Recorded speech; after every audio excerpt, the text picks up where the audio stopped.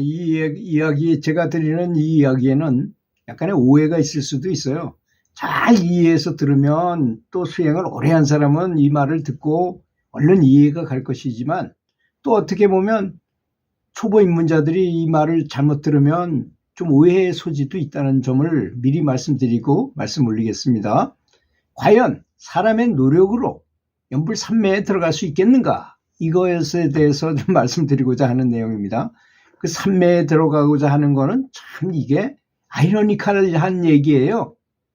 사람들은 어떤 기법, 어떤 방법이 있어가지고 특별한 방법이 있어가지고 또는 많은 노력을 통해서 연물산매로 들어간다고 생각한다는 것입니다. 그런데 그렇게 생각하는 것은 큰 착각이라고 어떤 선지식이 말했어요. 그건 착각이다. 근데 이 사람에 대해서 좀 알아야 돼. 이 사람이 어떤 말을 했냐면 14년 동안 스승의 코앞에서 매일 스승이 얘기하는 걸 들었어요. 정말 수도 없는 정말 핵심 법문을 많이 들었어요. 깨달은 스승에게서 계속 코앞에서 들었어요. 그리고 스승이 얘기하는 데만 하면 난 깨닫겠구나 라고 아주 철석같이 믿었던 것입니다. 그러다가 14년이나 지났어요. 깨닫지는 못했어요. 본인이 깨달은지 안 깨달은지 모르고 그저 스승만 따르면 된다고 생각했겠죠. 근데 스승이 미국으로 강연을 하러 가버렸어요. 혼자 남게 되잖아요. 스승이 없어. 그때 이제 자기 자신을 한번 뒤돌아보는 거야. 내가 과연 깨달았는가? 내가 얼마나 진보했는가에 대해서 아주 치열하게 생각하는 계기가 됐어요. 스승이 안 계시니까. 그래서 자기 집 소파에 앉아가지고 계속 고민했어요. 내가 과연 진정한 명상을 깊은 상태에 빠져서 깨달음을 얻었는가에 대해서 고민한 것입니다. 그러다 보니까 정말 아무것도 모르고 있다는 사실에 대해서 아주 불현듯이 알게 됐어요. 아주 적나라하게 알게 됐어. 나는 정말 깨달은 척하고 스승의 말만 듣고 그냥 거기에 그냥 휘말려서 같이 따라서 내려가는 개울에 있는 나무가지처럼 그냥 같이 흘러가는 것 뿐이더라 이거야. 거기서 헤어나서 내 걸 찾아 써야 되는데 이걸 깨우친 거야 이 사람이. 그래서 자기 내면을 계속 들여다봤어요. 그래가지고 나중에 그게 금방 이렇게 이루어진 게 아니고 서서히 자기의 이 업장이라고 말하는 것이 없어져서 이제 깨우침을 얻었다 그래요. 모든 것, 사실 깨우침이란 산매라는 게 무엇입니까? 모든 것을 잊은 하나가 된 상태, 우주와 하나, 의식과 하나가 된 상태, 이런 상태에 마음이 있습니까? 마음이 있어서는 안 되죠. 마음이 있으면 산매에 들어갈 수가 없는 거 아니겠습니까? 그렇지 않습니까? 전혀 존재하지도 않는 것이다 이거예요, 마음이. 그런데 그런 상태로 들어가기 위해서 마음으로서 무엇을 행하고자 할 때 그 행위의 주체는 누굽니까? 그게 바로 마음이잖아요. 마음을 이건 꼭 에크하르트 톨레가 얘기하듯이 경찰서장이 범인을 잡으러 자기가 죄를 져놓고 자기가 경찰서장이 범인을 찾으러 돌아다니는 거하고 똑같은 꼴이다 이거야.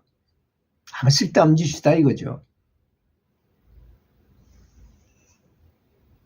그렇게 마음이 뭔가를 하고자 하는 그렇게 존재하고 있는데 그런 행위를 통해서 어떻게 마음 없는 상태, 즉 연불산매로 들어갈 수 있겠습니까?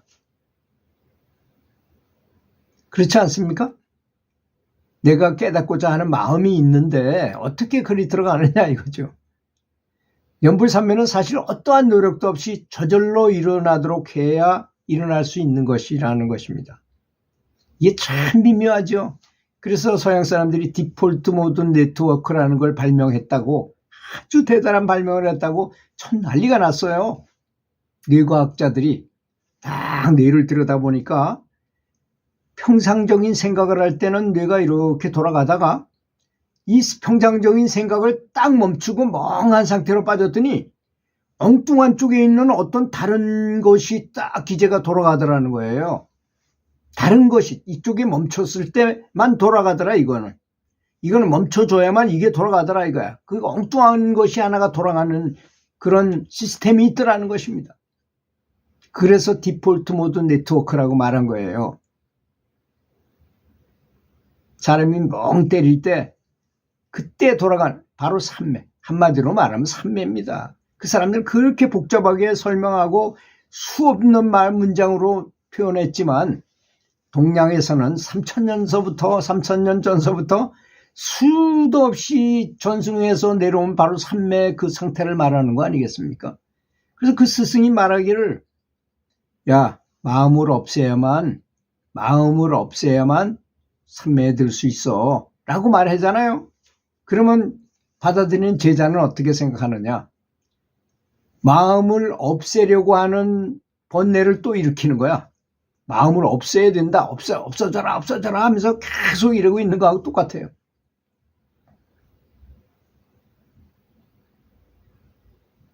그 삼매라는 건 이거하고 또 비슷합니다. 여러분들 그 원숭이 잡을 때 항아리를 하나 갖다 놓고 그 안에 바나나를 넣어놓고 그 나무 원숭이가 잘 돌아다니는 그 나무 밑에 탁 놔두고 싹 숨어 있어요. 그럼 원숭이는 사람이 있으면 절대 나타나지 않을 거 아닙니까? 잡힐까봐. 아무도 없고 조용할 때, 우리가 꼭 연불 할 때나 뭐 수행할 때하고 똑같죠. 아주 마음이 고요하고 이럴 때처럼 아주 조용하니까 이놈의 원숭이가 싹 내려와요. 내려가서 항아리 속에 있는 바나나를 탁 잡았어. 그때 사람이 막 소리 지르면서 뛰어나가면 이놈이 항아리에서 손만 탁 놓고 그냥 빠지잖아요. 그런데 손을 꽉 쥐었기 때문에 이게 항아리에서 빠져나오지 않는 거예요. 그래서 사람한테 붙들리는 것입니다. 또 큰 성난 황소가 막 사람을 받고 이럴 수 있는 황소가 요놈을 우리로 데리고 들어가야 하는데 어떻게 해야 데리고 들어갈 수 있습니까? 맛있는 먹이를 앞에다 이렇게 주면서 그 먹이를 가지고 사사사사사 끌어가지고 오게 하면 힘 안 들이고도 그 우리 안으로 싹 집어넣을 수 있는 거하고 똑같은 원리라고 말했잖아요. 그러니까 연불을 계속 해야 됩니다. 계속 해야만 잠재의식까지 다 침투가 돼서 모든 게 다 일치가 돼. 현재의식과 잠재의식과 아래의식까지 다 일치가 되는 순간이 올 때, 그럴 때가 바로 삼매에 드는 때입니다. 그러니까 연불을 안 하고서 뭘 기대할 수는 없지만 연불을 하는 방식이 굉장히 달라져야 된다는 걸 저는 주장하는 것입니다. 지금 말하는 것은. 그래서 아까 처음에 제가 말하는 걸 잘못 이해하면 큰 낭패가 일어날 수도 있다고 말하는 것입니다. 우리는 연불을 할 때 사실 연불을 계속 반복해서 하다 보면 사람이 어떻게 되나요? 나중에 지쳐가지고 연불을 하고 있는 건지 안 하고 있는지도 몰라요. 그리고 연불 소리가 들리고 그냥 안 해도 그냥 막 들리는 상태에 가기도 해요. 그러다가 삼매로 빠지는 거지. 마음이 없어진 신멸즉영이라 해가지고 마음이 없어져 버려야만 영이 나타난다 이런 뜻이잖아요. 그러니까 마음이 없어져야 된다는 상태를 가야 된다는 거. 그렇게 하려면 연불을 많이 해야 됩니다. 많이 하다 보면 잠재의식까지 확 침투가 돼서 내가 연불을 안 하고 지금 자고 있는데도 나는 연불 계속하고 있는 거야. 꿈속에서도 연불해. 그러다가 어느 날 마음이 정말 멸했어요. 나도 모르게 삼매로 정신이 그대로 있어요. 그런데 정신이 그대로 있고 이 잡념은 싹 사라지고 마음이 있는 상태에서 삼매에 들어갑니다. 그 다음에는 말할 필요가 없죠. 그 다음에 상태라는 거는 그건 시공을 초월한 상태잖아요. 뭔가 업장도 한 번에 다 사라질 수 있어요. 그 상태에 간다면. 이런 상태가 바로 연불 삼매인 것입니다. 그러니까 우리가 알고 있는, 그래서 연불을 많이 하라는 얘기는 지쳐서 나중에 내가 연불을 굳이 안 해도 저절로 돌아가는 상태, 멍한 상태에 가서도 저절로 돌아가는 상태가 돼. 그런 상태에 갔을 때 라야만 그런 상태가 오게 된다는 것을 말하는 것입니다. 참 설명하기도 참 어려운 거죠. 사실 말하기가 참 미묘한 부분이라고 생각합니다. 어려운 말씀을 잘 들어주셔서 감사합니다.